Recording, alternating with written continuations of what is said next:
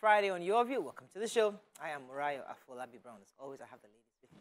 Hello, Mariam. How are you? I'm fine, thank you. I love the Adire thing happening. Thank you. So I'm ending this week, with a house by BC outfit. What came to mind is BC Business Empire. All of them. So yes, she's still at the trade fair. I just wanted to end the week with Thank you so much. a piece from her. Nice. Cool. So pretty. How are you doing, Mariam?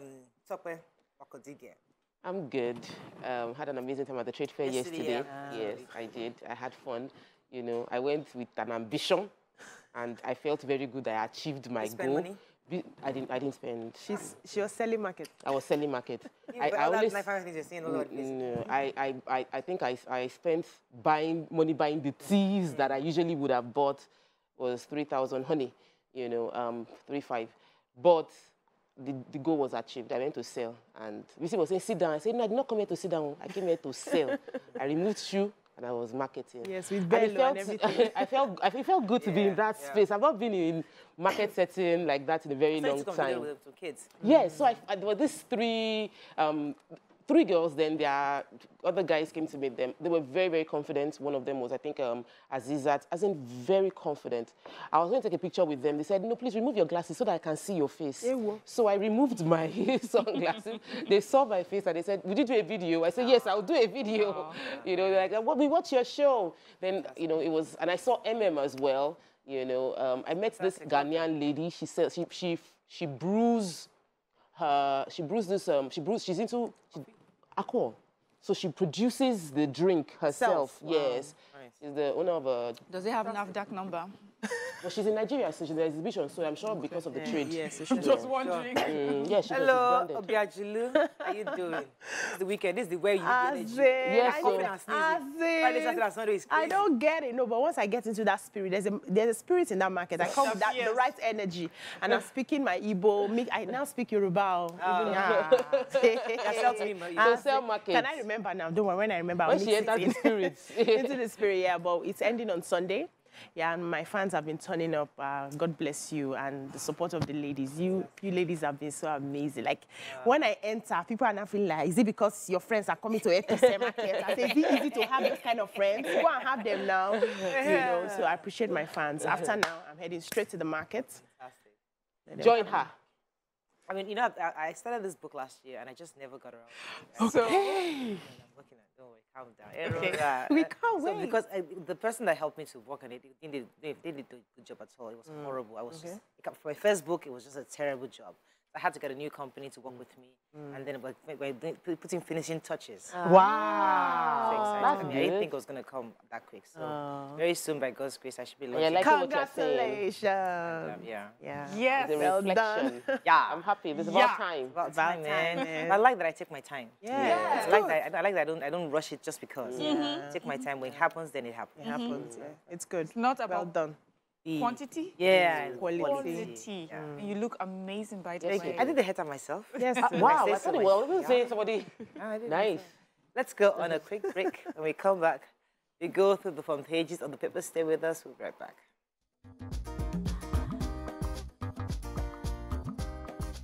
Stay tuned. Your View will be right back.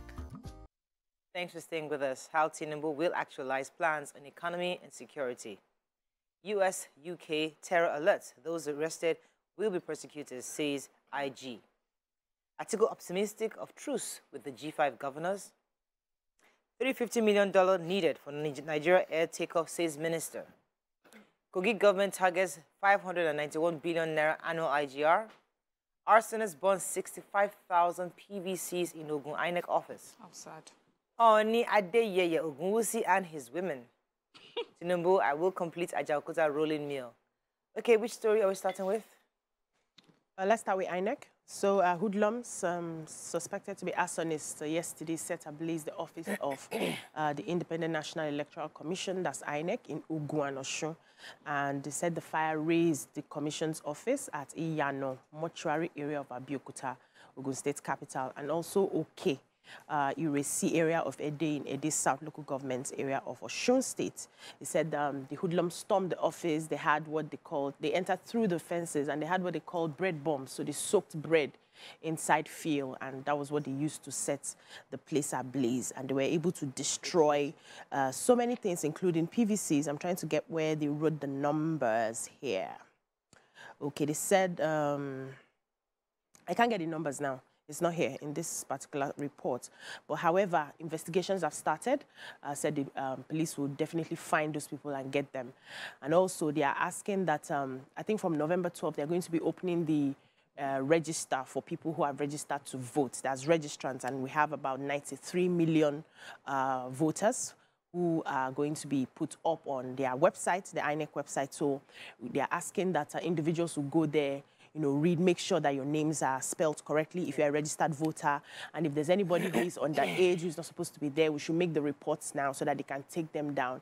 And also people who, you know, register twice or more than once, we should also report them so that they can take it down. So it's going to be on from, I think, November 12th to the 24th of November.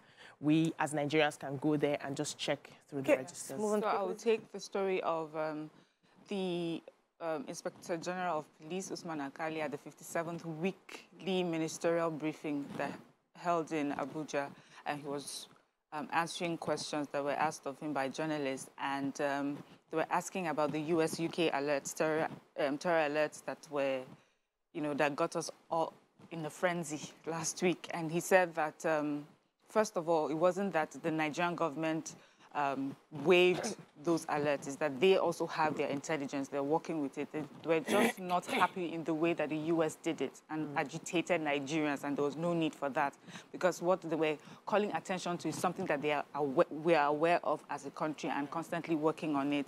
He says that some of the suspects that have been arrested will be prosecuted soon. And then he also mentioned the Chibok girls. He said some of them who had been saved have insisted on going back to their captors. Wow. They've become so acclimatized to, you know, they're in the family where they have children. They want to just come visit their family members and then go back to their captors. And I feel very sad, because I feel that was there enough counseling done for these children? These are intangibles that we don't even know how to measure or not measure. Let me take the story for the PDP. I've been following this story, and exciting news for members of the PDP and even followers of the Atiku.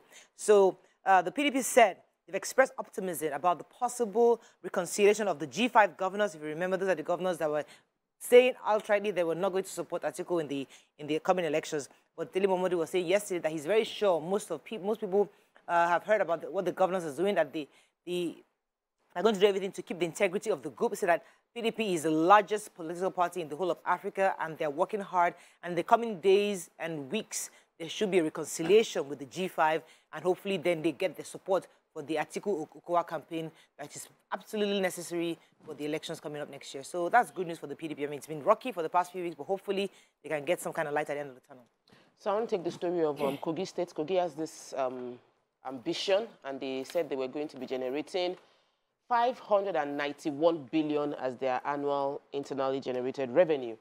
They had the Kogi State governor had this conversation when he was co-hosting entrepreneurs with the Chinese ambassador to Nigeria. And the conversation, he said, was Chinese has invited Kogi to partner with them, and that they are hoping that by exposing business opportunities to the Chinese community, they would be able to get more employment for Kogi citizens, and that currently Kogi is not maximizing the opportunities of internally generated revenue, but that with this partnership, getting 561 billion as IGR is a done deal, and that this is what he wants to do for people. I'm always worried when Nigerian leaders feel like Chinese is the answer to all our problems, and we must know they have their own agenda. Our job is to look closely to be sure it marries. If you compare with other countries, some leaders say that China has given us the best deal so far. That working with other countries, they are the ones that are willing to work with us, and at this time we need help at some point. But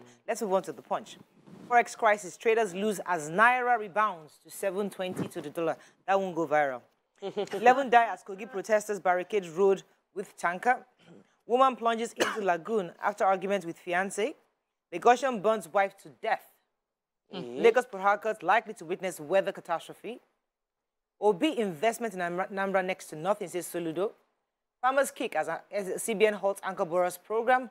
Arson INEC meets security chiefs today. All theft suspects reject extradition, sues federal governments. Okay. So two human interest stories, shots quickly. The lady jumped into the lagoon yesterday at the Third Mainland Bridge. Said she had a conversation with her fiancé, and after that conversation, I think it was heated, according to the taxi driver who witnessed it. She just came down from the taxi and jumped into the lagoon. The Lagos State government has been trying to, conduct a search for her, but they were not able to find her till about 7 p.m., but they have promised that they will go back to the waters to keep searching for her body. That's a very sad story. Then another man, and now the State Police Public Relations Officer confirmed this particular story, said that there's a particular lady, Risi Kat, 48-year-old woman, allegedly had an altercation with her husband, and then he just went away, came back, used petrol, poured her body, and set her ablaze, and disappeared, ran out. So, they had to take her to the hospital. They were trying to treat her when she gave up the ghost. Oh. There's a manhunt for this particular man, and investigations are ongoing. Yeah. Story? Yeah. Yes, I do. So at the COP27 event happening in Egypt, as we know, our Minister for Environment is there, and he disclosed the information that by 2050, many coastal cities and low-lying cities in Nigeria, especially Lagos and Port Harcourt, would experience devastating climate change. He says that this is something that will happen in the century, and it will be devastation year in, year out. For a lot of people, there'll be loss of people, there'll be loss of properties. But that this information is good, that it shouldn't scare us, because Nigeria is taking the bold step to make sure that we have all the information that is needed to mitigate this oncoming disaster. And this is not just a job for the Ministry of Environment. This is something that has to be done, the collaborations of other, collaboration with other agencies. And for me, I think it's just a wake-up call.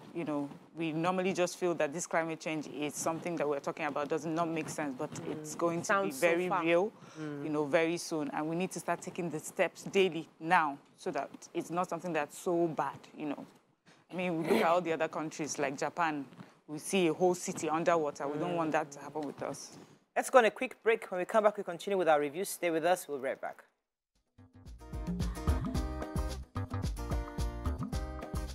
Stay tuned. Your View will be right back.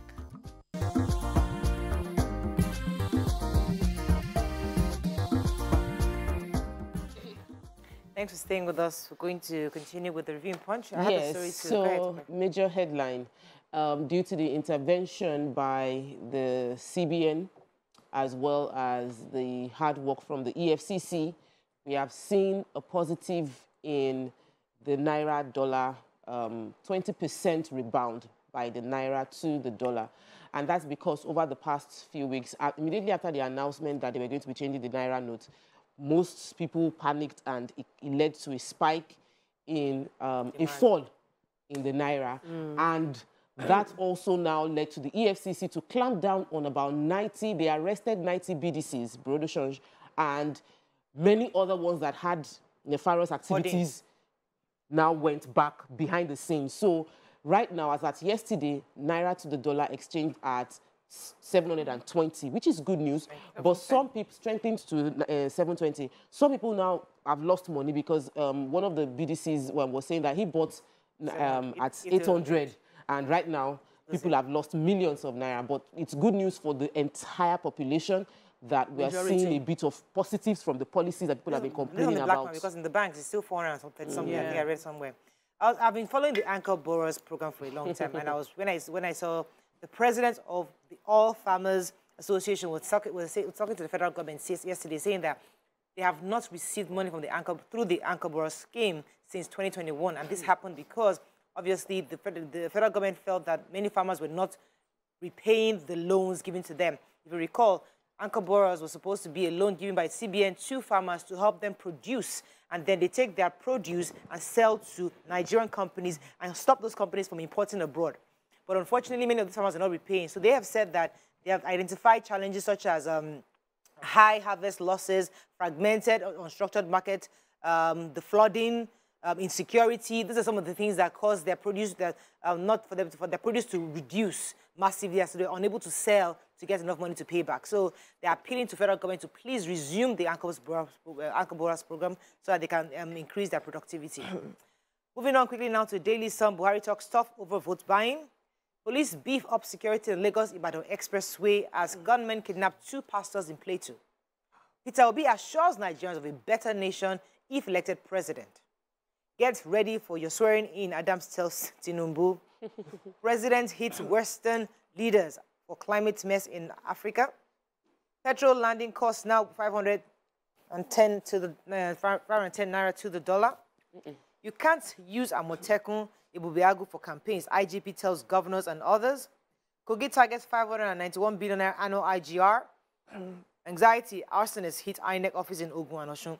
I'll take the police beefing up security on the Lagos-Ibadan Expressway. So the police commands of Oyo and Ogun State are working together to make sure that the criminal activities that have sort of come back on that stretch of road is clamped on quickly, and that the commissioners of police in Ogun and Oyo State did what they call a strategic assessment patrol on that road, and they're also telling people that they're going to be putting in a lot of apparatus, personnel on the road, and so there's some things that may not be normal, but Nigerians should not panic. They said that there will be joint intelligence-led surveillance, aggressive patrols, combing of forests alongside local hunters and vigilante members, and other permanent visibility policing measures. And he's asking the public to provide police with timely and credible information on suspected criminals around them. So this is, the government is listening. And, you were saying something about this won't go viral. I hope that we're seeing when they respond to complaints. So so the Inspector General of the Police, Mr. Alkali Usman, said activities of Ibubagu and other state-owned security outfits were being regulated and checked. So he was speaking at the Presidential Villa, the 57th session of the State House briefing organized by the Presidential Communications team. And he said the state-owned security outfits have been created to curb crime and criminality, and states have been told and advised not to use the outfits for political reasons. I said that on so many occasions they have been, they've had cases of, Ibubagu security outfits members using high-handedness, and they have been punished. A lot of them have been charged to court, and if they can do that to their own security outfit, that means they are out for any security outfit that will be using, be committing sort of crime in the midst of, being a security outfit member. And so they are also advising, because I think in Maiduguri, the supporters of the presidential candidates for the PDP was attacked, and there were also some rallies that were organized that there were a lot of attacks going on. They are saying that these rallies must be done professionally. According to the Constitution, they must, take charge and ensure that they carry along security outfits that will protect them, like the police that will be standing there to protect them. And we should not use, as the politicians should not use them, to fight against their other counterparts in the political scene. So Buhari has hit on the Western community, saying that they are the reasons, they are the cause for most of the emissions in Africa. According to him, the effects of the climate change in Africa is as a result of their industry situated in Africa, and many of them actually back in 2009 had pledged to pay Africa $100 billion annually up until 2020 to help revitalize and to help reduce the emissions, the carbon emissions into the air. But they have failed to do that. And in his exact words, he said, many of my peers are frustrated with the Western hypocrisy and it's their inability to take responsibility for all this industry that is situated in Africa. So they should also support. And I think for those of us following the climate change meetings, we realize that many have said that the rich countries must pay and support the developing countries in this fight against climate. So the hypocrisy is that the usual narrative is that Africa is doing the least concerning combating these issues, when it comes to climate change. But the African counterparts are saying you are the biggest culprit here, and you are supposed to pay monies, to help, and you haven't done that. So please, petrol landing cost. This one affects us right now in a way that we are not. It's affecting every other part of our economy, because the group chief executive officer of the Nigerian National Petroleum, known as NNPCL PLC, Mr. Miliki Aria, said that the landing cost for petrol into Nigeria is 510. He said And it is impossible for a government to sustain subsidizing petrol at that rate. That in some places, they're subsidizing 290 liter per, they're paying 290 naira per every liter people are buying. He said that for us to fulfill 170, 165, the NNPC needs to give oil marketers at 113 naira per liter to ensure that fulfillment. And in some parts of this country, they're not even fulfilling that 170 per liter. So the conversation is we cannot sustain this. There is nowhere around the world where anybody can get petrol for less than 445 naira per liter. So why are we paying 170? My own challenge is we all know this, but they are waiting until after election before they will now yank off this subsidy. No, Why? if they try to do it now, would you not carry placard and say, it's We true will now? still carry placard at any time, but they So want it's to, still we are waiting risky. sentimental for election. If you're a governor, if you're a president, it's not risky for you to remove it now. Yeah, and political lose and because economical there are political decisions. Yes, that's the reality. That's the dilemma. Okay, let's move on quickly to Vanguard. Tinubu's $460,000 U.S. tax, APC, PDP exchange words. UK terror alert, arrested suspects will be prosecuted, says IGP. We won't allow any online platform plunge Nigeria into crisis, says federal government. Oshun Ataoja's chief residents protest alleged plot to depose monarch. We've set up team to investigate Atiku's convoy attack in Borno, says IGP. Threat to 2023, INEC summons emergency security meeting today. 2023 also refrained from publishing unofficial election results, Uzodimma tells editors. And why FG picked Ethiopian Airlines as national carrier partner. Okay. Any stories? Yes. Somebody took the aviation minister story. Right. No. I took the story concerning from the governor of Imo State, Hope Uzodimma. He was giving this information that he was talking to media editors, 2023 Political Landscape, Credible Elections and Role of Editors by the Nigerian Guild of Editors 2022 conference, and he said that he was advocating and admonishing all media practitioners not to publish on official results during the elections because it might lead to violence, it might lead to people believing that some other people is non-patriotic, and that we must manage the fact that we must manage these sacred facts for the ultimate good of our country. And I think it's a very, very important thing that people, not even the official media people might not even publish on official results. It is the social media people that have appointed themselves as collation officers that we should be warning and probably putting a law that would put punishment on them if you publish a result that is not from INEC, because we would see numbers start flying from like 8 p.m. on election day. Yeah. That's very important. Causing rancor. Yes, now. Okay, let me take this call. So, the Minister of Information, Alhaji Lai Mohammed, made it very clear that they would not allow, the government would not allow any blogger to plunge the country into anarchy. According to them, last year they had banned Twitter because of their penchant allowance for elements who are ready to destabilize Nigeria. But they won't allow that to happen again this year. According to, he has warned that the government does not intend to ban any media from performing their duties, but would also not allow any platform to be used to plunge us into the anarchy. He says that many have called to ask what will become of our agreement with Twitter in the coming months. Many have also asked about their reaction, but we are closely going to be monitoring the evolving development as Twitter, and it has never been our intention to ban any social media. What happened last year, obviously, was not acceptable, and they'll be watching Twitter and other bloggers very closely this time around to ensure that they don't allow these elements to destroy the country. Okay, let's move on to our final paper. Let's see how much time we have. Tribune, let's find a story we've not taken. Atiku campaign falls Tinubu's camp on the $460,000 forfeiture to U.S. Naira strengthens, surprises speculators. Lady jumps into Lagoon. I think we took that. Editors, we took that story. Kogi targets 591 billion naira annual IGR. We took that story. I think we take all the story in Tribune. Articles, we remember I took the story of his convoy being attacked in Maiduguri in Borno State, and the police command in the state saying that that rally happened without, that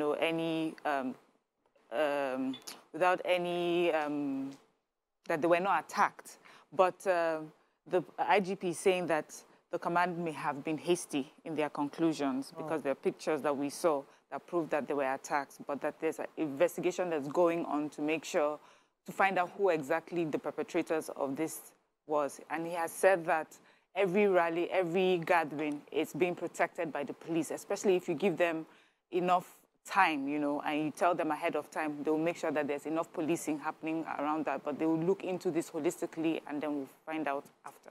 Okay, that's all we can take on Front Page Review. When we come back, move on to our hot topic of the day. Stay with us, we'll be right back.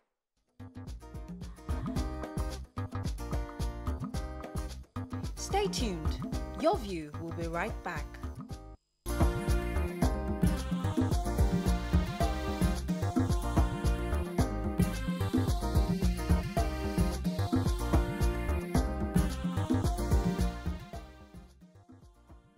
Thanks for joining us. So, the host of a major talk show in Nigeria, Your View, posted something on social media that went viral, and we thought it was important for us to discuss. She said, "This thing called marriage, some women need a long-term exit plan. You've got to know when to move. No man is worth high BP. It's not easy, but possible." One of the bloggers picked it up and posted it. And then we thought it was an interesting conversation for us to have a conversation over. And I'd like to hear your thoughts on it. You can call us on 081-270-53687, 091-390-76948. You can also tweet to us at TVC. Can I please hashtag Your View TBC so we can read the tweet. So, Right, yeah, how you are saying this? You are our... You should get into acting. You're good. Right, our what is topic the for problem? today. So, anyways, so the comment was inspired as a result of a very conversation that was had with somebody who was going through a hard time. And there's somebody that, the truth is that the person didn't deserve that experience. You could see the kind of sacrifices the person had made, the factors available on the person, the factors that led to this.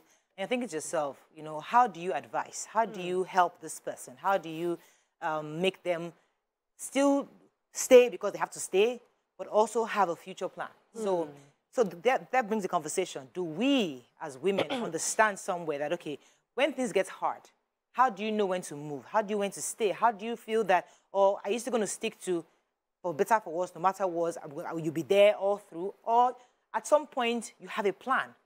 Or, so women don't know when to start that plan. When do I plan? Do I leave now?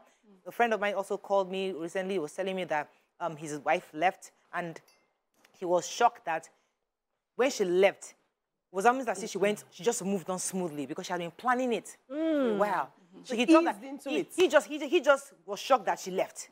But to now find that she got an apartment, she's gotten, you know, like everything was so seamless. It was clear that this girl had planned it for a long time. So do we advise women, no matter how great this fantasy called marriage is, do you have an exit plan, or just because life would happen at some point in time? What do you think? I think that when you start to think of an exit plan is when one party has decided that this is not truly a marriage. So a marriage is a relationship between two people with the same goals, values, you know. They have put this in before them, and they're saying we're going to work together as a team. For me, it's a team. But we have heard of marriages where it seems there's only one person carrying the marriage. One person is so selfish, would not do anything for the home, would not make any sacrifices or even the barest minimum in helping that home. And then you find one of the spouses, wife or husband, just, you know, constantly being unhappy. That person carries all the burden, financial, emotional, mental, everything, you know, and the other person just checks in to sleep and checks out, you know, at the day. So there's this movie, I think they said, Married but Living Singly, something single. Yeah, so we have some people like that. And I feel that when it gets to that point, that is when the person should have an exit plan. That means you are not really in a marriage. You're just with someone who really doesn't even like you. And so it's good to have an exit plan. I used to also think that this conversation is just a Nigerian or African conversation. And I was surprised when I was watching Oprah and her friend Gail, and they were talking about how to advise women when they find themselves in situations like that. And it says, it's easy to say, tell a woman, just get out of the house right now. But it's not practicable. What is important is to talk about an exit plan. Is she financially okay, or does she need to save up money towards that? Would she need a place of her own? Are there children involved? Would it affect school? So all those things have to be put in place, and she needs to do that. And then she also needs the support of her friends who would remind her, because while you're in that marriage and you have a plan, there's a possibility to forget. When things, you also need that support system to remind you, remember your plan and remember the reason why you started, because you can get distracted. So I think it's just it's good advice to say to someone that that's when you've looked at that marriage and you see this is clearly not a team effort anymore, that you have a plan. What are your thoughts on this? So after we've had, in the past, this year, we've lost people to domestic violence in a way that everybody knew that this person might lose her life. And everybody felt that, but she should move now. And they kept saying, you will beg and things will get better. And these women stayed. And in some cases, some men are the ones that are getting abused. And they stayed until things now go bad, or things now ended up in the worst case scenario. Hence the advice, long-term perspective towards your exit plan. Because in most cases, in true sense, marriage, the two have become one, which means their entire lives are intertwined. You can't just remove yourself from a situation. So when people are advising that, what was she looking at till they killed her in the marriage? How couldn't she have stood up and left? It's not easy to just stand up and leave. And it is important that there must be room for that conversation. However, when I was getting into marriage, the committee of mothers around me felt that it was important to give me sound advice before marriage, before I even understood what I was going to experience in the marriage, good or bad. The conversation was that, Tokwe, as you're going to your husband's house, you must keep, your left hand must have something, your right hand must have something, under your feet must have something, so that if anything happens, you have where to go. Yeah. And at first I entered that marriage with that mindset, and I got to meet my husband and I felt there was no need to be doing left hand keeping, right hand keeping in that setting, even though he had given me freedom to my own money, so I did not need to be keeping it. Yeah. He does not touch it even if he sees it, so why should I be keeping it? But they had advised me based on their own experiences, and I could have brought it into, I brought it in, and it was causing friction. And I just realized that man-made friction, I'm the one causing this friction. No? If I did, it's not them, they're not in my marriage. Yeah. So I think it's important that when we are getting advice, we should take it on the face value of, thank you for advising me, but is it relevant to my life? My situation right now. Is it relevant to my situation? So if they say have a long-term exit plan, look at your life. Do I want to exit this wonderful marriage? No. Thank you for the advice, not relevant. What the post said was some women. So the post didn't say all women. Because the way the bloggers made it look as if the host was referring to all women. It was just some women. This and host if you said, now who will be the host? So you have to figure out how you have to assess your own situation. Do I fit into, should I be amongst those that feel that, okay, exit plan? Let me come to you. So I believe marriage is, let me not say the word that came into my head. I'm trying to be very careful. But however, when you are getting into marriage, I want to believe that it's best that you go wholeheartedly. It's best that you hope for the best. Some people were raised to always be ready for any situation. And so they've had experiences, they've seen their parents, they've seen their siblings, people around them and what they had experienced. And they get into marriage with that mindset of, if you come for me, I'm ready for you, guns blazing.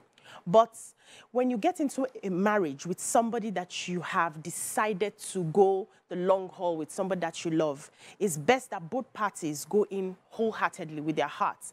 And then whatever situation comes up from that institution, you handle day to day. And also, do not go in with unnecessary expectations as if anybody is perfect. We are all human beings. Mistakes will be made. People are not perfect. Things will go wrong. You go in with the mindset of forgiveness. However it comes, I'll be able to forgive. However, There are some marriages that even after you've done all that you can, the marriage gets to a point where it becomes toxic. If you're in an abusive relationship where you are being beaten, battered, mentally, emotionally, financially, you are in that sort of relationship, that is when this advice comes into play. So you assess the situation. If I stay here in the next 5 years, am I sure that I can go out with my life? If I am not sure, you must have an exit plan. There's no judgment here because, first of all, you must protect yourself as a human being. You must love yourself before you love another person. So if you get to a point where your mental health is being affected in that marriage, you are constantly walking on eggshells around your partner. You are not, and this is for men and women, not just because I've seen relationships where the women abuse the men. The men have lost every sense of being a man because of, have demasculated the man. There are situations like that. You must then begin to think of an exit plan. And why do you plan to take yourself out, especially if you're raising children? Because when you leave your children in that situation where it's toxic, they are experiencing, they are seeing, remembering that the experiences that they pick up will affect their lives tomorrow. You must protect them. You must protect their sanity. So you can now make that plan and don't be in a hurry, like she gave that story now.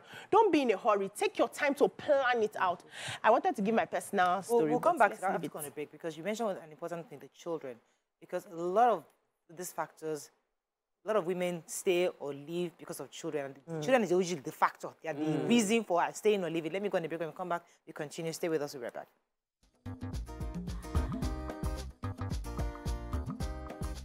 Stay tuned. Your View will be right back.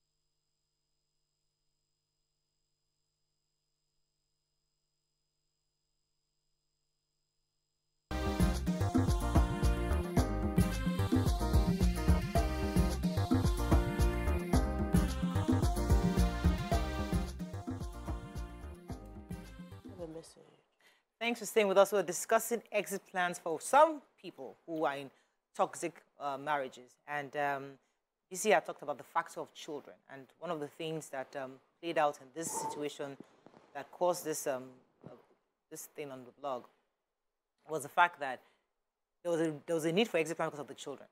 Because you choose either to stay and let the kids get raised in this toxic environment, or if you leave, is it going to be worse? So let me come to you because you're a coach. I mean, if you're talking to this woman now, and where there's constant fighting and this and happen, and there's no peace, is it when the father or the mother decides to leave, is it worse for the kids? Because the person's exit plan is like, I don't want my children to be seeing all this kind of rancor. But would they even be worse off if their mother is not there, and where the father then keeps the children away from the mother? So which is better? Okay, so I like that when things happen between two adults, a man and a woman, and they decide to separate, that they don't put their children in the crossfire. That means you don't stop the other partner from seeing the children. So even if you have to separate and one of them had to take the kids, you must not stop the other from having access to the children. Because your plan for exiting is the fact that you didn't want your children to go through or see some sort of things you're experiencing that would hamper their development. Because I realized that through NLP and all that, that most of us are living out our parents' lives. And you know how you are growing up, you say, I don't want to be like my mother. I don't want to be like my father. You end up being just like You them. end up being just like that person because some of those things are ingrained in the subconscious. We are picking up every day. The subconscious mind does not sleep. You are picking up impressions every day, even while you're sleeping. So even when the child is sleeping and both parents are fighting, the child is picking up subconsciously that activity, even from the womb. There are people who have done this regressive mindset re-engineering, where you go back in time past, and they found that some of the trauma that they are experiencing in adults' life is what they picked up from the womb. So it's very deep. And sometimes there are some things I do, and I'm like, this is my father. Yes, I just see it. So your idea of living is because you want to protect them. You want them to be trained in a proper home as much as you can give it. And so when you leave, you must ensure that you do that and you have family support to help you do that. And don't, what's this called? Don't disengage them from having relations with their father. So you don't further damage those children that you're protecting. Let me take this call from Port Harcourt. Love, are you there? Thank you very much. You're live. I thank you for this topic. Yes, we know that no two marriages is the same. You have different issues, and that's why when you are going, you should have open mind. Yeah. Like my own experience, I went in with good. I gave all. I even vowed never to divorce. And my husband is good. We have, financially, he could do everything, and we are, it was very romantic. After 40 years. In between, I was having this infidelity, all this, what happens. But as a woman, I was trying to bear it, thinking things will change. But in our old age, a stupid girl telling my husband she has a baby for him, and he has accepted. And I gave him condition. I said, okay, look, if you want the baby, do DNA test. If it's your child, we'll take. Then just don't have any relationship with him. But he refused. He's having a relationship with woman. So I'm regretting if the money, because my husband were just, if there was any issue, he would ask me to bring out money, and I was bringing out. If at that I had used the money to build my own house. At this moment, I feel my heart, I'm so pained. And any day I think of it, for him not to say, okay, I'm leaving this woman, let me take this child. I feel so pained that this girl planned to come and take enter a marriage that, ready-made marriage, and she's succeeding. Right. So it's paining me. And so, yes, I expect women, save, build. If at the end you are together, the building will still be for your children. Right. So that if anything happens, you don't have anything. Thank you. We'll come to you, Mariam. Her story is quite touching. Yes, and I think that's the thing where you feel, I've invested in this marriage. I've given my 50 to 50. I have as much right to this home, as he does, because I've given, almost some people say, I've given my everything. How do I now take myself out? And that's the thing, is that sometimes you need to understand that in any venture, there are gains and there are losses. And if it was a business and you were losing, let's say, and a marriage that becomes so toxic, you would leave a business if you were losing, right? If it was going really bad, that every investment you're putting in, it just goes away, like you're not making any investment, you will take yourself out. And so that's why I feel that an exit plan is important. This exit plan, there are so many different names for it. That is why very rich people today are talking about prenuptial agreements. It's because of things that have happened. Some of them will say, my very first marriage, when the person left, the woman took away everything that I had worked for. She did not deserve it. And so going forward, every marriage that I'm going to have, make sure that at the end of this marriage, if it happens, that's not our plan, but if it does happen, you only go away with what you came in with. So I think it's just wisdom. It's not to say you go into a marriage hoping it fails. It's that sometimes things will fail. Sometimes deaths happen. You need to have an exit plan for that as well. And if it's a marriage where the man or the woman, one person was always providing and deaths happen, what would you do? And that's why even locally, traditionally, our mothers would say to women, make sure you have, even if it's your little asusu, something you tie, you put little money aside. It's just because life has happened over time, there's been a pattern, so that when anything does happen, you're not left back, back home. Let me take this call from AGK, calling from Surulere. Good morning, AGK. Good morning. You're live. Ladies. Go ahead, please. Yes, I'm really, really excited for this topic. My quick one, my take on this issue, I'm married with a kid, and my wife is expecting another one. We are happily married. But I just want to contribute. Yes and no. One, it takes two to angle, that they say. If we are into marriage and all is going well, from the beginning, what I think that we should lead a lady, especially the lady, to have an exit plan is if the man, if there is a distinction in the marriage, distinction in the sense that You know, I'm from a Christian home where, or let me say, not just me, we are in a culture where they say that it's not good to test before marriage. Now, let's assume that I did not test before going into marriage. And going into the marriage, I later found out, being the lady, that my man has deceived me, that he's an impotent, I cannot do. What do I do in that kind of marriage? So I believe that for a lady to have an exit plan in marriage, when she has discovered that this marriage is built on a deception, and the next thing is for me to have an exit marriage. Thank you. And also, so what I was coming to you to talk about was that people marry for different reasons. Just like he said, somebody marries and it was based on deception. People marry, they're arranged marriages. We just had a king who just married about 6 women together.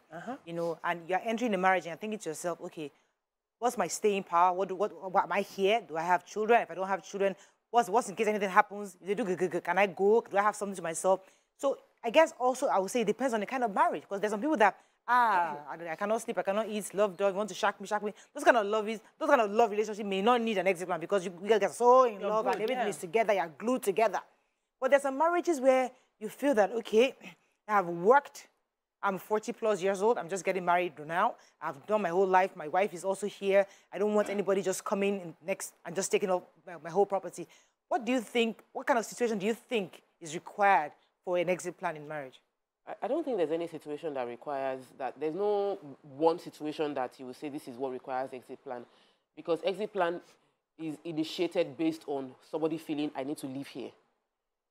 It's either I need to live here, or I will die physically, or I will die emotionally, or my children would die in their in how they see life.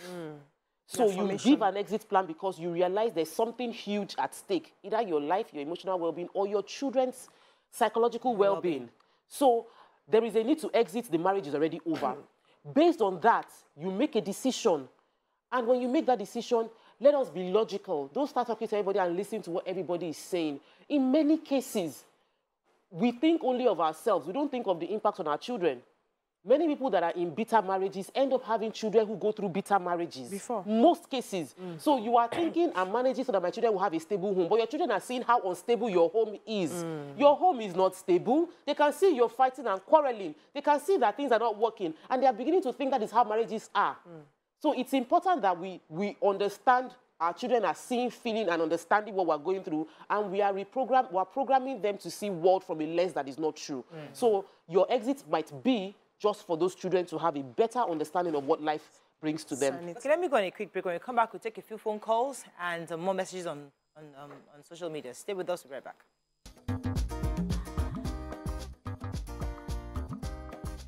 Stay tuned. Your View will be right back.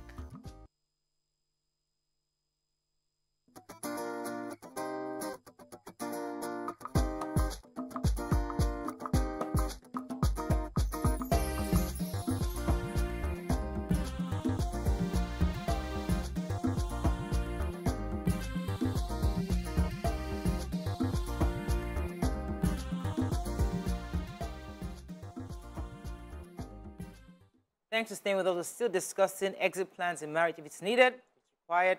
Let me take this message from Ifeoma Eleni Toba Johnson. She said, your exit plan is what you evolve into, fundamentally your mindset. That is what helps one in seeing if there are red flags or not, and taking the decision to stay or not to stay. What you have evolved into makes you able to surmount the challenges and even have the smooth sail in marriage. So it's an evolution. You don't just go into marriage and say, oh, I must have an exit plan. You get into marriage, you see how things are going, and if there's a need for it, you as a woman or a man must identify the moment you have to start planning an exit. So, okay, this thing is not working, and you know how to, and I think it's wisdom to stay cool. Because some women, as things are getting rough, they start screaming and shouting, hey. When you do that, you take too much attraction to yourself. In your mind, you know in your mind that, okay, it's time for me to start my plans. And they're just like this person that said, gradually, step by step, made her decision. And one day, when she was done, she said, hasta la vista. That's why we also hear this when they would say a woman, they would talk about it with men who were getting away with bad behavior.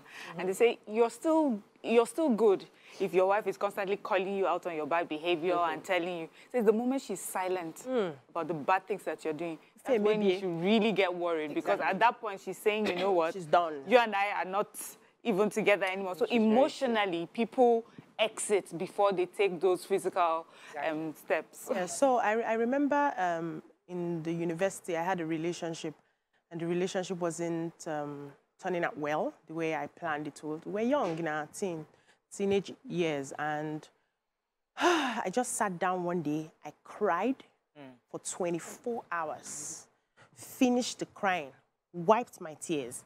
And my friends were like, so what's going to happen? I said, I'm going to give him 3 months to change. And if he doesn't change, I will take a walk and I will never look back.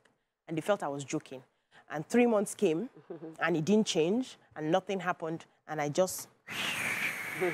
I didn't say a word. I didn't seek for closure. I was able to deal with my emotions. So it's very important that women become emotionally strong. So I know that we can be very temperamental sometimes when things are going wrong. But for you to have a proper plan, whether it's to stay or to go, and also we may not call it an exit plan. It could just be called something like an empowerment plan, you know. But you need to be in that stable place mentally so that you can look at the broad perspectives. What are my options here? What am I getting into? If I leave, can I stay with the consequences? Can I answer questions from family members, friends, and all that? Can I deal with society saying, I left my home, I left my husband? You need to settle yourself in that before you... Let me take this call from Ade. Ade from London. You're live. Go ahead, please. Yeah, good morning. Morning. When you talk of marriage is a different ball game entirely. There should be no exit plan in marriage unless there's violence. Apart from violence, there should be no exit. If there should be any exit at all, it should be from the man, not the woman. Why, Somebody sir? pay your dowry. I like that. If he pay everything and fulfill all the righteousness and marry you, which exit again? You bear his name. It is the man that can plan exit because maybe the woman is doing the business side way of building out secretly, all these sort of things that women do. Or you brought the woman to America, you send her to medical school, she become a doctor, she's earning good money, and she become arrogant to you. She doesn't want to respect you anymore. So it is the man that should be planning exit, not the woman.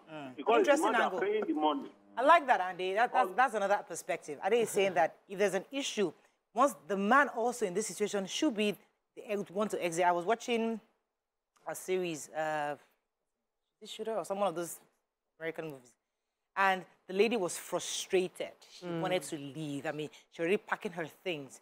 And her husband understand that, okay, yes, we are strained, but I'm not going to let you go. I would leave because we have a child, he has a school, we have a life here. This is our life. I am the man.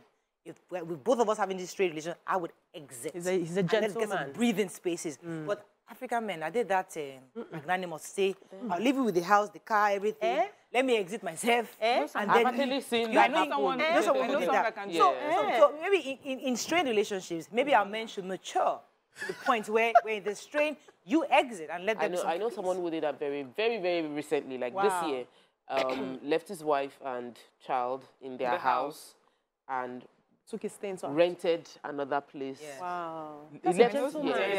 and left the place. That's a gentleman. And there, a few men have done it. Yes, and it's because they were not having any form of peace. You know, it reminds me of what Nkechi Blessing said, that nobody can steal your man because your man is a spirit. He will stay where he's having peace. He says his Holy Spirit is a spirit. It's like a Holy He's Spirit. He will go where there's peace. So you're not the one that the man is probably going there because he has peace there. I don't agree entirely with that statement, but I feel that people want to be in a place where they are loved and accepted, and marriage is a place of vulnerability. This is where you are very vulnerable, and you want to be vulnerable with someone that actually would appreciate and be able to hold you up when necessary, you know. So I think that somebody tweeted that, somebody wrote a comment that once you are thinking exit plan, the marriage is over. And I think that everybody agrees. The only reason you are thinking of exit is because when this it's thing is already over. over. Any comments on social media? Let me take this call. Lawrence from Egbeda, good morning. You're there? Lawrence, are you there? Yes, I'm here. Good morning. You're live. Go ahead, please. You lost that. Any comments on social media? Yes, Right. so almost shower. Omo Shalewa, yes, says everyone must have a plan. It is dangerous to go in without a plan. That is the reality of some people. Stop judging people based on their own perspective. Leave, yes, but leave prepared. Ulukoya says, who diary help? Oh? That's in response to the caller. Clara says, so in a nutshell, he paid your diary, you buy there. Yeah. So that's an interesting perspective. That's the caller that says when your dowry has been paid, because there is a way that people view marriage. Like, I have bought you. Yeah. You know, and that's why we always have that conversation of, you know what, don't even pay it. Just know that this is a partnership. But I also wanted to, you know, talk about how people would leave their homes for the person that, okay, you stay in the house, the husband can decide to leave, you stay in the house with the children. And it's because they come to the point that they realize, see, this issue is between you and I, and we don't need to push it up or make it so bad that it affects the well-being of our child. You and I staying together is the issue. But this child does not, or these children do not need to go through this. And it also, you know, points me to the way Hollywood celebrities have been divorcing recently. They come out and give a joint message. We have decided to go our separate ways. Give us the... I love that it's done that way, because you are recognizing the issue. This is the issue, is that we cannot be together. But everything else can still work, you know, given our new circumstances. So that maturity, in whatever circumstances we find ourselves, we should draw it. And I'm not saying that it's going to be easy. I'm just saying that sometimes it's not good to just destroy everything because one part of a relationship is not working. We have to wrap up on this, but I think it's a good way to wrap up, because the truth is that, I mean, we're not saying every person must have an exit plan. There's some people, you're in a perfect marriage, everything is going well, you're still able to, there's no need, you cannot even fathom the idea of them, but that's fine. But there are lots of situations where, Dr. has said earlier, people have died, people have lost their lives because of domestic violence, people have lost their business, men have lost all their entire savings, what they've worked on, because one woman just says, because I'm in the US, take everything, and they're left with nothing. So we're saying, if you find yourself in that situation, instead of the drama, posting on social media, crying and really, hey, come and help me, you resolute in your mind that, you know what, okay, this thing isn't working, and then begin to plan. Take your steps gradually, and eventually you're empowered enough to, you can make it an empowerment plan, as Bisi said. Don't call it exit. I'm empowering myself to leave. And also the children are also equally important, because as Mariam has said, let's focus on the issue. So the children shouldn't be affected in a way where their life is disrupted because two adults cannot live together. You have to find an exit plan that works for both parties. And both of you must be mature enough to respect that decision. That's all we can take on this segment. When we come back, move on to another topic. Stay with us. We'll be right back.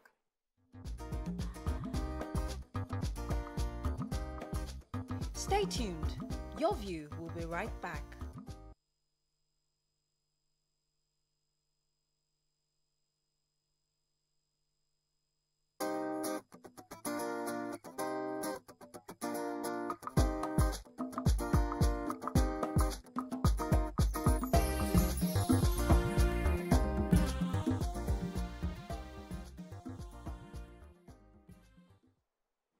Thanks for staying with us. So one of Obiajuli's many comments many years ago, where she was talking about the fact that can a man marry and cheat at the same time, or can you marry somebody and cheat at the same time? And recently we just started hearing the conversation again going on in social media. People are talking about it, and we just thought, let us reference it. Is it possible for a married man to love a woman, or even a woman, a married human being who loves their spouse wholeheartedly, can that person still cheat? Many have discussed this recently, and it's an interesting conversation because a lot of women or a lot of people who are having their spouses cheat on them sometimes need to hear this conversation just to know where they are or how they can relate. What are your thoughts on this? Can someone still be completely, totally in love with their spouse and yet feel the need to cheat? Call us on 081-270-53687, 091-390-76948. You can also tweet to us at TVC Connect. Please hashtag your view TVC so we can read your tweets. Obiajulu, let me start with you. Okay, so I've had this conversation over the years with a lot of people. I have a lot of single friends. I have a lot of married friends. I have people that I coach on relationship matters, and this issue always comes up. You know, you hear conversations like, I really love her, but, you know, I just wanted something a bit different. I just felt like what we had was, you know, getting into a rut. I needed some kind of spice.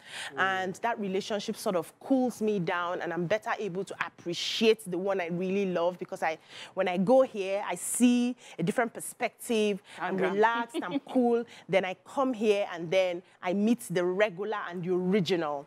And when I say, okay, if you are asked to make a choice, would you leave the original because you're getting that form of, would I call it spice now, or enjoyment from this person? I said, no, this is the person I'm in love with, or this is the person let me not use in love with. This is the person I love, but I still want something aside. And this is not just men speaking, even women say things like this. And I started processing, does it mean that you can be in love with somebody, but then you have different needs? So some of the conversations I have is that they have different needs. This person doesn't give me that jiggy-jiggy, but this person is stable. For a wife, this person can hold the home, can run the businesses. This person is my home, like my go-to. But that excitement, that I get it from this other person, both ways. And see, if that other person that gives the mentions anything against this person, we can leave you. You know, I was hanging out over the weekend. I think I was telling Tokwe that one of my friends was saying in Yoruba that you know, like we can't even tell the difference between a side chick and the wife anymore, because they all look alike. They blended. Back in the day, you can say this is wife, and then this is child. But now, both wife and side chick all look alike. The same. They all looking, they all sleeping and slaying, they all slaying. So he's like, there's no difference anymore. And so the excuse for going out, I'm just trying to, based off what you're going, you know, there used to be an excuse for cheating. She let herself go. She's not hot anymore. Yes, when I married her, it was hot, yeah. And then now, she's not letting herself go. But the difference, let me point out the difference now. There's a little difference, even though we are not looking alike. So with the wives or the main people, you have serious conversations, tough conversations. You are discussing bills. You are discussing housing. You are discussing investment. You are having those very painful conversations. You are having altercations. But with the other person, it's only for pleasure. So the conversations you have is lighter. Nothing involved. You're just... it's for all those... Yeah, that's true, but not necessarily. Yeah. Because you have some women at home who you're not having those serious conversations with. Or she's like, Daddy, here's your food. Have you eaten? Yes. And then you go and you have this intellectually stimulating conversation with this. So it's not really... So where it was easy to say because of the way that they looked, and that's why. And so you would advise a woman. So it was even easy to not advise a woman. Then you too, work out, wear nice clothes. Maybe you change. But now what do you say? Now we have realized it's not about you, the victim. It's about the person. And we're constantly looking for more. That's how the human being is. We're insatiable. Well, you sit down, you think you have everything, even with ourselves. You think, then you now look at your toes and like, where's my toe bending this way? I want it. You know, we're constantly looking for something else. We just need to learn how to be, I guess, content. I understand that this is, and then understand that there are repercussions to sometimes going out. There are repercussions to cheating. And are you willing to pay the price, you know? And that's why you hear some people say, but me, I'm discreet about it. I would not just put it in her face. At least, some people would say, for me, I'm even decent about it. But truly, cheating would happen whether you love someone or not. I think it has to do a lot with self-discipline. Yeah. Realizing that there's some things that are just too important to... Is there anything like decent cheating? Hi. Well, we have, you know, English language was created by human beings, and we've created a word such as decent cheating. We've created a word such as, I respect my wife, I will not put it in her face. I will not do it around her. I'll not even do it close to her. You know, I respect her. If someone really close to us even said it, that, no, I don't treat you. And that girl cannot even talk bad about my wife. And he was saying it's very, very confident that, no, I respect my wife. Or I don't even do it close to her. Jesus. Not anywhere near her. I know someone like that. But you do. Be careful, though. Don't say anything. So you remember. So the conversation was that, like, I was looking at him and wondering, wow. He wants clouds on the road that you will live in. You know, but we would explain away what we like, you know. You know that smoking kills you, but Now, once you go keep a see, make I enjoy them. You know, we would excuse away what we like, but I think that at the end of the day, it's a selfish act. You know, based on for every time somebody is cheating, they're not thinking of the other person, they're thinking of themselves. It's anytime cheating is a selfish. It's for me. Let me just do this for me, and you're not putting yourself in the shoe of how would it make this person feel. Let me go on a break. Yes. There's a part of it that I think we've discussed cheating for so many years that don't you think women should be used to this thing by now? Let's talk about it when we come back. Stay with us, we'll be right back.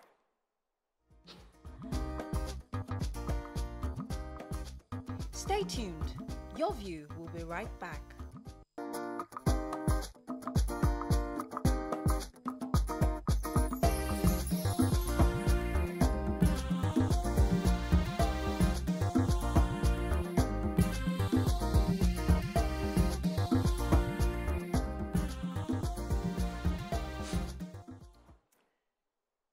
Thanks for staying with us. So before the break, I was saying that the issue of cheating is an age-long discussion. There are families, mothers, family, everybody. In fact, some women are prepared to preempt this act, even in their marriage. You know, so it's not today. So the question is, do we continue bringing it as a conversation, or should we just adjust to accept that, listen, this is not these guys are not going to change, or these human beings will not change, right? That let us accept the fact that it would happen in our marriages. It might happen, or it may happen, you know. And when it does, we expect it and have a way to manage it. Because when we still have those nice fairy tale Romeo and Juliet kind of situations where we assume that it's us or nothing, it's us against the world, does those fairy tales still exist, or should we just realize the fact that, listen, it's not going to happen that way? I think we should, first of all, believe that we'll get the best of life, because we make our beliefs and our beliefs make us. However, life can happen either way, with or without your belief, okay? And I think also we should not settle for low standards. We should not settle because I know there are people who have never cheated in marriages and they will never cheat. There are people like that. So why don't we hope that if you know that in your own, you did not cheat too, hope to get somebody like you who has integrity, who will not cheat on you. Hope for that. And peradventure, it happens. So there are two types of cheating that happens. There's one that it happens by, let's say, mistake. Once. It just happens once. Jump into somebody's It just happens once. Yes. The person is not, the second type is a serial cheat. My sister calls it a transgressor. Yes, now this one is steady. Every corner, there are people steady. That one you should not accept if you don't want to accept. But the one that it happens once in a while, because it can happen to either a man or a woman. Maybe there's a distance in that relationship. Not one night stand. That one is bad. There's a distant relationship. Your partner is not around, and then your co-worker, before you know it, you are now getting emotionally involved, and then one day it just happens, and you quickly go and confess. That's a different kind of cheating, which you may say, okay, because it hasn't happened before, and this person actually told me that she made this mistake, I can forgive and let go. But let's not settle our minds and say, everybody can cheat, everybody will cheat, let me just accept it. And, Let me take this call from Ladi. Good morning, Ladi, are you there? I'm here. Good morning. You're live. Go ahead, please. Every day, by the grace of God, we keep on discussing this issue of cheating in marriage, how marriage should be. I think marriage is based on individual, how you made up your mind for your marriage to be. They're coming to this cheating of a thing. Why are we always discussing cheating? How do you even know that your husband is cheating? Did he sit and come and tell you that I cheat? Or you are perceiving that because maybe my husband stay late in the office or stay late outside, maybe he has cheated on me? Some people have evidence. See, you are all beautiful ladies. I want you people to zero your mind from the issue of cheating and focus on your marriage and your children. Because looking at everyone of you there, you are blessed. So I don't think you should even bother yourself like, oh, he went out, he cheated on me, he do this, he do that. You are blessed. You know, marriage is a family. You have children.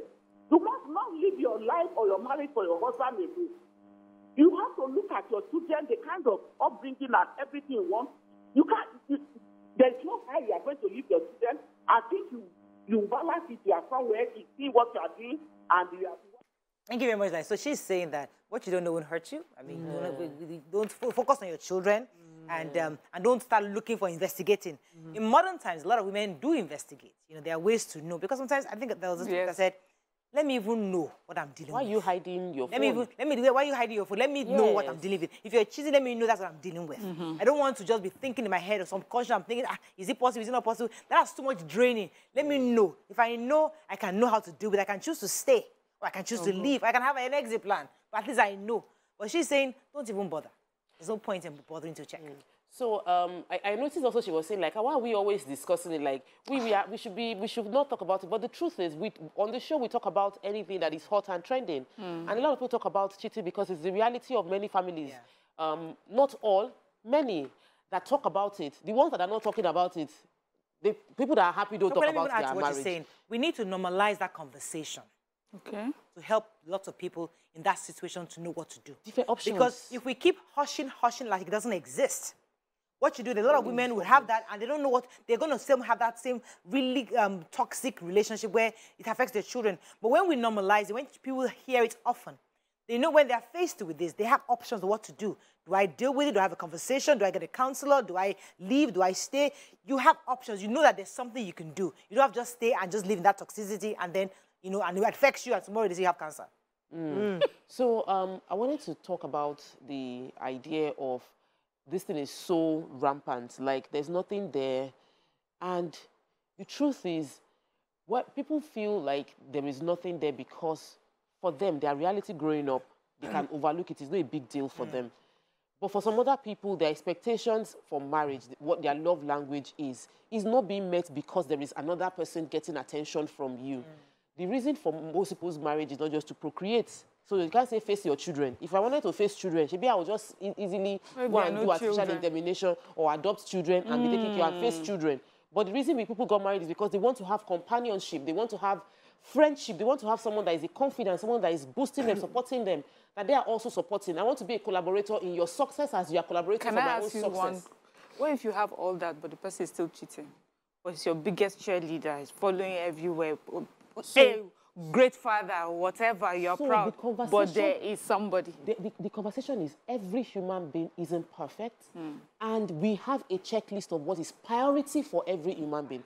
For some people, priority for them is don't cheat. You might not have money. Some women would trade a wealthy husband for a faithful husband because that for them is more important. And some women will tell you, go and do everything you want to do, but just be giving Lamborghini, just book me first class, just give me money.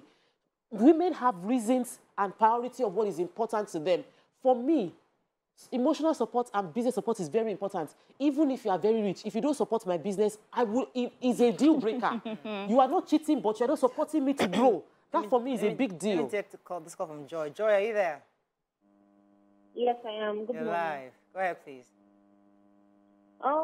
First of all, for starters, Morayo, the number you're calling is not corresponding with what's on the screen. So I've been calling different numbers. Oh, sorry about that. So sorry. Sorry. The numbers. On this topic, I would like to say that I believe that if you love somebody, you cannot cheat on them. I think a lot of people are trying to now normalize and justify cheating and say, oh, you want a different soup. Oh, you want to say something different. It doesn't mean I don't love my partner. No, you do not love that person because love is such a strong word that if you truly love somebody, you'll be doted to that person like forevermore or for as long as you are with that person. And people say, yeah, mistakes happen, but you can consciously not put yourself in that position of making a mistake. Like going out to get drinks with your colleague and having odd conversations, chats that you know that is going to lead to something that you would not like the end result. You can deliberately not put yourself in that position. So I don't think there's any justification for cheating at all. And the last caller that called, I don't think she understands the point. I don't think you ladies are afraid of cheating. We're just trying to discuss, like, the whole cheating scenario and everything. And Thank you so much. Thank you, Joe. I like the way you speak because, you know, it sounds so innocent and so... We should have asked if she was married. Yeah, I mean, it's nice. I like it. I mean, let's not spoil it for her. She's in that world. Like, listen, you fall in love, you know, love is the strongest thing. Fantastic. Yeah. Okay, so just in answer to your question, why do we keep talking about it? I think we also want to talk about it because as a culture, we have a culture where we've heard many times, they're like, oh, that's what men are meant to do, you know. And a lot of people are having these conversations, and men are even seeing it a bit differently, like, oh, okay, there's a cost to this constantly cheating. So people, if it's not the emotional cost, there's the financial cost, you know. And the fact that sometimes you're trying to build a legacy, and because there's just too many things up and down, you know, it affects what you're trying to build at home. So there are so many reasons why we talk about it and just say to people it's not the best way. But I also find it a bit tough to talk about in our society because we are here talking about an Oni that is getting married to multiple wives. Is that, you know, is polygamy cheating in a way? Is it being faithful to all the wives, or is it being, or are you cheating, or are you cheating on the first wife with all the other wives? You know, so I think what everybody keeps saying is, you know, the sort of marriage that you go into, and you should have your own, and you have the expectations of your own marriage. And if the things that you are expecting within your marriage, if they don't fall into place, especially when it has to do with your mental health, it has to do with your growth and your development and that of your loved ones and your children. If you're in a marriage that does not support that, then you have a problem. So I like what you're saying because it brought something to my mind. You know, as a woman, especially if we use the Oni, for example, these are mature women. They've built their businesses, they're smart, they're intelligent. The women who've done, they made their own name in their own rights. Mm-hmm. So the kind of person that person could be was like, you know what? I just need somebody to be servicing me 2-3 times a week. Because I don't need the everyday back-to-back lovey-dovey. Oh, just today's my schedule. At least once a week, come to my room. Is it twice a week? Let me schedule it because I have appointments. So 2 p.m. I know from Tuesdays 2 p.m. I'm meeting the king, and you plan it. And I have so Tuesday and Thursday is my day, 2 p.m. with the king till the next day, and I'm fine. And then I travel to Japan, whatever it is. I come back because you already have a life. So you know what you're getting into. And I know because some women don't need that thing, that other room thing every single day. Some women that once a week I'm fine. And when I was sick, I didn't have it. There are some people that have been married in that group that they've been told you are my most favorite. And then you enter that place and you now realize you are not really the favorite. No, so what do you do? So things I like think that you asked a very, very important question. Is polygamy cheating? Yes. It's not. Because what we say cheating is it's done hidden. That's cheating. No, not cheating necessarily because it's done hidden. It's just the fact that there is an agreement that this is one person, one man, one woman, and then you go out. It's not because it's hidden, because cheating can be done boldly and in your face. It's still cheating. That's insolence. But that's I'll come to BC also. Maiduguri, I have a call from Maiduguri. Henrietta, are you there? I'm here. You're live. Go ahead, please. I want to talk about what the other caller said about cheating. Cheating is really a big deal. It's not something that we're going to say, okay, since the man comes back home, it rains everywhere, so everybody should sit down where the person is. Cheating is actually a very big deal to so many people. So if you stay with somebody that you love, that person owes you that faithfulness in that relationship, in that marriage. So I just feel cheating is something that nobody should just say it's okay, it's acceptable. It's not acceptable. So Henrietta, let me stay with you for a minute because yes, you said cheating is a big deal. But Mariam just talked about polygamy. You know, there are people who actually accept the reality that listen, it's not just me. There are a few of us in this game, and I just have to accept my reality that I'm not going to be the one. I'm not the only person here. Do you think that is still cheating? In the idea of polygamy, that one is written, and that one is something that somebody has already accepted. For example, if your faith approves of that, then it's no longer cheating because it is something that your faith approves of. So, but when your faith does not approve, even in polygamy, for the fact that you're going out to meet other people, apart from people that are legally married to you, that's cheating. All right, thank you. So, because I said polygamy isn't cheating because actually cheating is when you do something, acting dishonest, unfairly. So, yeah, you can be right in saying polygamy is cheating to the first wife if they had an agreement that they were going to be one man, one wife. But if you are marrying, Nima will say all the time, a Muslim, you know the man has the right to marry more than one.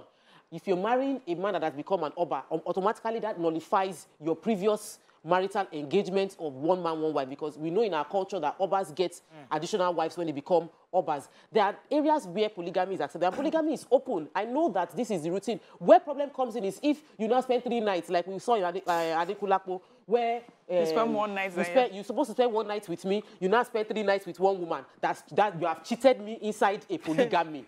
Okay. Yes. Okay. So cheating is breach of the agreement, and if you agree with your spouse to be faithful, you should be. I think we also need to begin to study how the mind works most of the time. So there are personality disorders that people have that would enable them cheat without remorse. You know those people that cheat, but there's nothing you can do. That is just how they are wired because of that personality disorder. And we have realized that some of our men and even women are narcissistic. And that means that those people do not have any form of connect or emotions to anybody. Anybody at all, whether you are the wife or the child. Once it comes to what they want, they must go for what they want at the time that they want it. They cannot even delay gratification. So those are the people that they cheat and come back and explain and go back and cheat and come back and explain. So if you are caught up in that sort of relationship, it will help you to study how they are and ask yourself, do I want to stay in this? Can I deal with this person? And do not complain, because there's no cure for that sort of disorder right now. And I've been seeing people who back to back, they've not been diagnosed, but from their attributes, you can tell that this person is narcissistic. That is just who this person is. And plenty day Africa. We have not started studying into that. So maybe if we look deep, we'll find out that some of these people who cheat and make excuses for it actually have a disorder that they need to I think I would like to stay on that for a second, because I think Mariam did mention it. We have to wrap up very soon. That when was the enemy or somebody was saying we have to take a psychiatric evaluation for our political leaders, Mariam was saying that it should be everybody. Yeah, everybody. Churches, marriages, everything. Schools, teachers. So if a couple come together and say they want to get married, and you make them have a psychiatric evaluation, you will know the potential cheat, the potential domestic beater, the domestic, the potential one that doesn't have any plans to build a home and family, who just wants to come and, you know, hopefully your people, the psychologists, psychiatrists can figure this thing out for you. Give you some pointers. That would be tough. I have some markers here that say this guy might be beating you. There are some markers here that say this guy might be cheating. Because based on who they are, based on their experiences, based on the things they've seen, it's difficult to change. These things can make you more. So maybe it's important we have psychiatric advice so that you know that from the beginning. There's a 5% chance. There's a 10%. You have data. I read a research that they can predict to accuracy a person that will commit a crime 85%. Imagine that. 7 years ahead. They can check you and know by 85% that within the next 7 years you will commit a crime. I need to read that research. And the truth is, so they can do that for marriage too. You can do that. Yes. Based on all the way you answered all these questions. You're going to coach, cheat. please, your people should you need to design a question. Let's have research. Because doing evaluations, we need to know. Yes, if I know what I'm going into. If I know that a potential cheat, even before I enter the marriage, I don't plan. Okay, let's say 5 years he might cheat or 2 years. Let me know what I have. And, you know, well, let me know. In the Data is king. Okay, when there's no research, from behavior, you can tell someone who is comfortable cheating. People cheat in relationships, you know, and other things. Some people are smart too. I'm just saying, because that research, you will not sense anything. That research or that thing that you saw, I feel that a lot of people are going to fight against it. Like, how dare you tell me I'm going to commit a crime in 7 years? Yes. But let me just tell you something about human beings. Some people can mirror you. They're chameleons. It's a personality disorder as well. They can mirror you. So because Miriam is like this and I want to be Miriam's friend, I will mirror Miriam and she will like me. She will think we're the same. Till we get into the relationship and then she sees a different side of me. And I can also be showing you one side and show outsiders and our neighbors and family members a different side. It's a personality. I think that psychiatric test, we need it. So, you know, in my church, in RCCG, you can't get married until you do a HIV test. So it's mandatory. This makes this also extremely mandatory for you to get married. It's true. Give you the data. You can't keep his data and not decide what I want to do with this. Yeah. I think we've had an interesting show today. We'd love to have the ladies talk about expressions or their views on various things. And it's good to just hear different aspects to help you. We're not saying everything we say is true or right. We're not professionals here. When we express our views, you can pick the one that resonates with you, and you can do yours. Or you can advise. You can send us messages on social media on the ones you think makes better sense. But at the end of the day, it's your choice. You have a right to leave. Your children have a right to leave.